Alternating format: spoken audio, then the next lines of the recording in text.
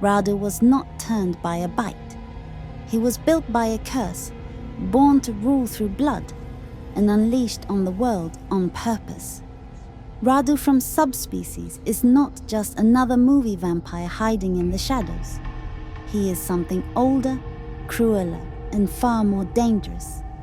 In this video, we're breaking down the full origin of Radu, how he was created, why he was born without a soul, and how every major event in the Subspecies saga pushed him closer to becoming one of the most unstoppable vampires in horror history. And by the end, you'll understand why killing Radu was never meant to be permanent. Radu's story begins before he ever takes his first breath, long before modern cities, before guns, before science. There was a vampire kingdom ruled by King Vladislas. But power attracts predators. An ancient sorceress known as Circe the Red Demon Witch wanted a son unlike any creature that had ever existed. Not a vampire who was turned, not a monster who could be taught restraint. She wanted a weapon. So Circe cursed King Vladislas, forcing him to father a child against his will. She did not approach him as herself. She wore the face of his dead queen. She took his grief, twisted it into desire, and used it to create life. That child was Radu, born a vampire, born soulless, born wrong. When the curse was broken, Circe was banished. But the damage was already done. Radu lived, and from the moment he opened his eyes, the world paid the price. Radu is not powerful by accident. Every ability he has exists for one reason: survival.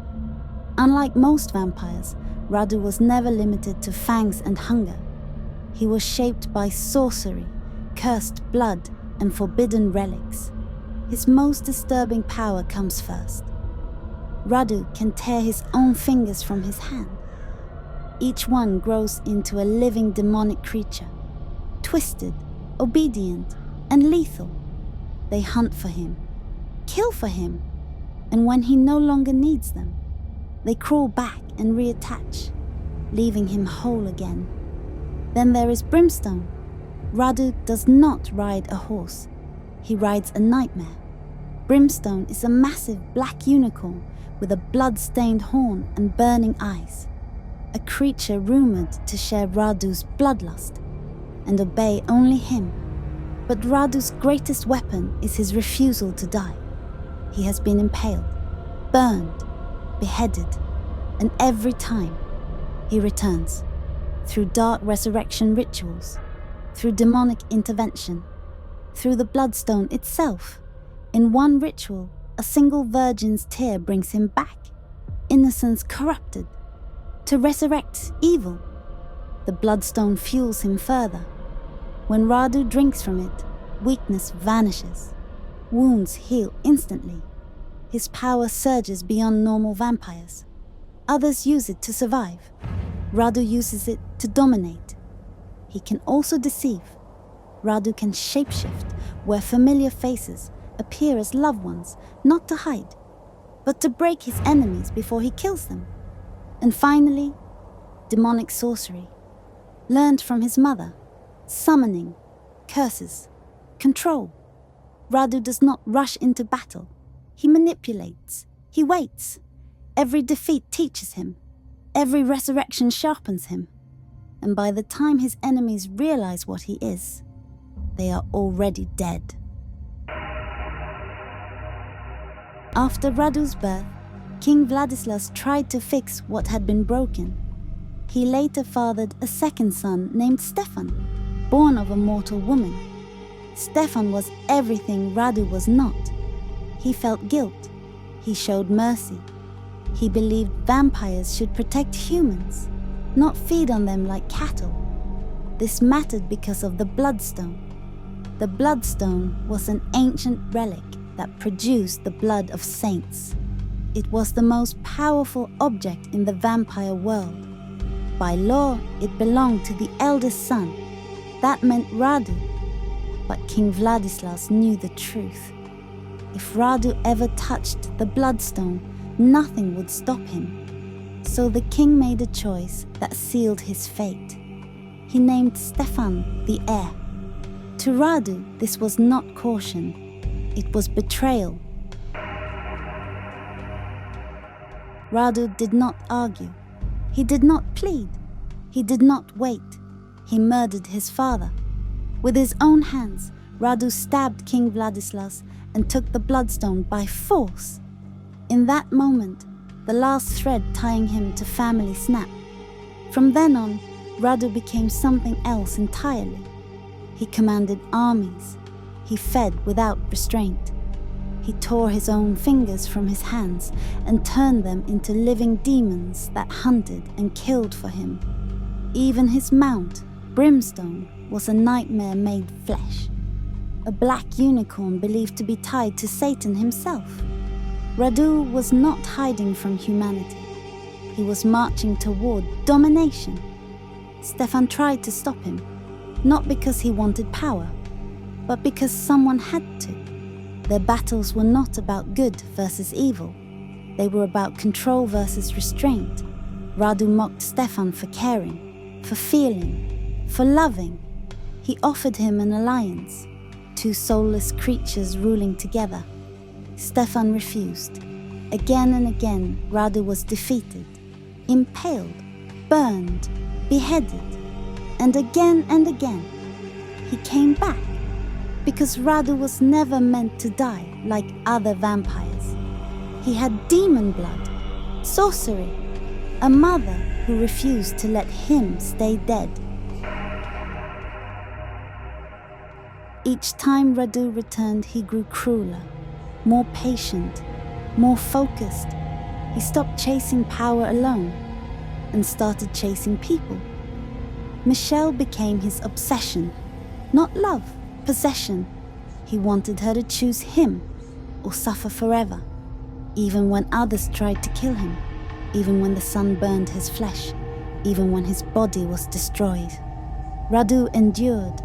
His blood created new monsters. His severed head whispered promises.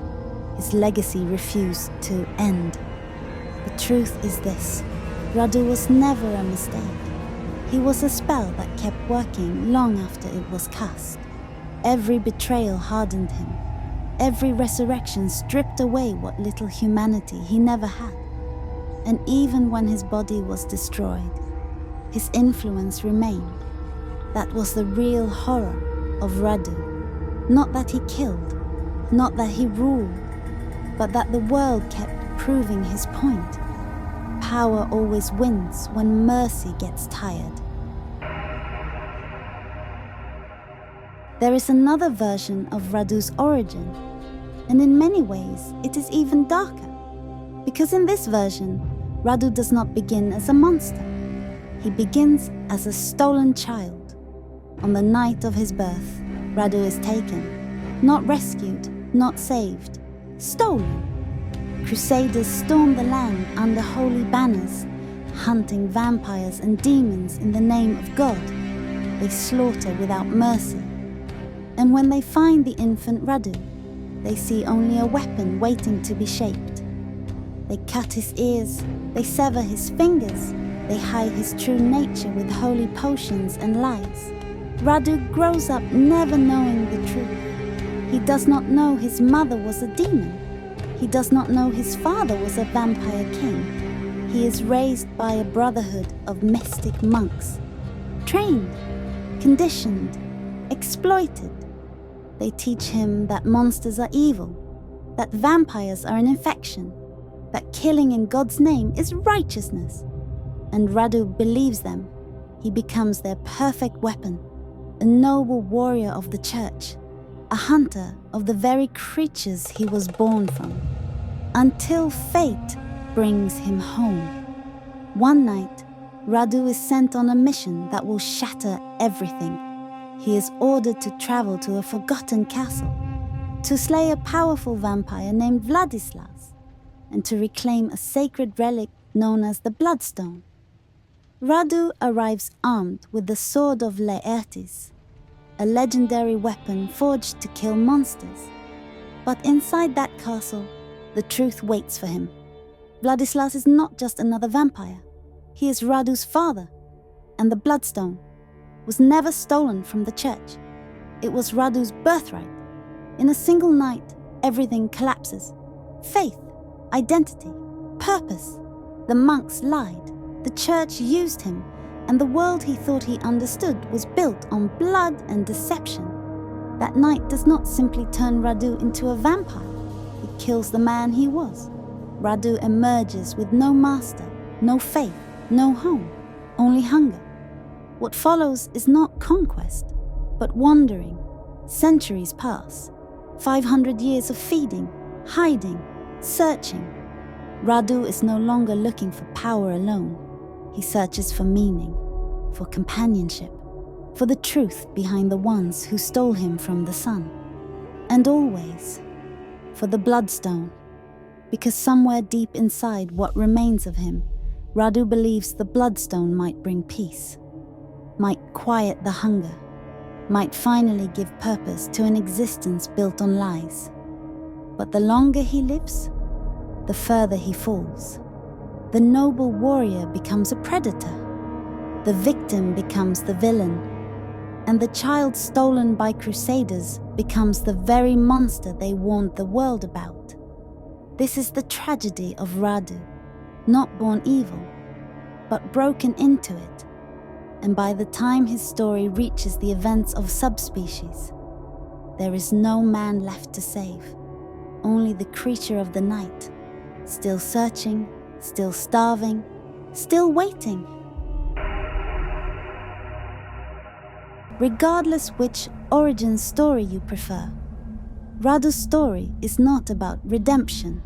It is about inevitability. He was created to rule through blood, and every event in Subspecies pushed him closer to that destiny. Even in death, Radu never truly lost, because legends like him do not die. They wait. Watch the next video on screen, now to uncover more vampire myths.